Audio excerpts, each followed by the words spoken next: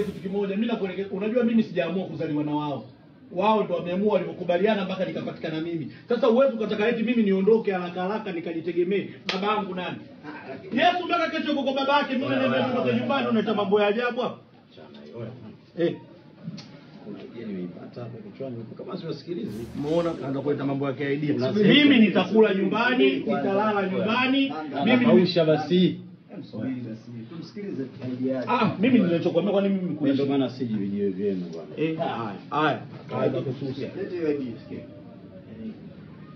Unazeeka hivi, unazeeka hivi inaweza kaina kitu. Umeona mimi nilikwambia watu wenye miwani usiwaamini, umeona? Yaani mimi naongea kitu kingine, wewe unakuja. Haya, wewe unaposema mimi nazeeka, wewe unatakaje? Yule mimi baba yangu, yule mama yangu, wao ndio wamenipambania mimi lazima niishi kwao. Unaona mimi nazeeka hata kama nikizeeka sinazeeka kwetu. Mimi sinazeeka kwetu. Mimi sinazeeka kwetu. Huyu azungumzie. Huyu mnafiki, mimi nakwambia ule mnafiki. Wewe unataka mimi nazeeka kwetu. Wewe unataka niishi wapi? Sikilize kwanza idea yake anasemaje. Yaani niko kama sasa sijui kwanza hiyo ni nyimbo au ni mnafiki. Yaani wewe unataka kuongea imbe ndio unataka useme. nataka iende kama gospel. Sema sikela.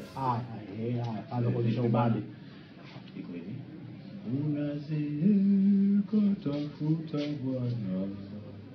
Unazeeka tafuta, yani kitu kama hicho. Unaona kama gospel kima ipo life.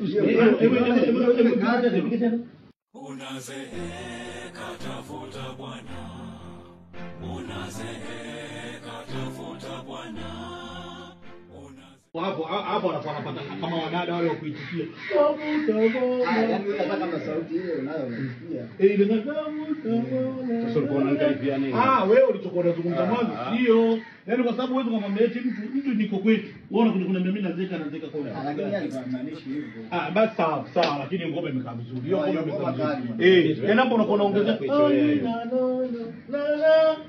hiyo kali.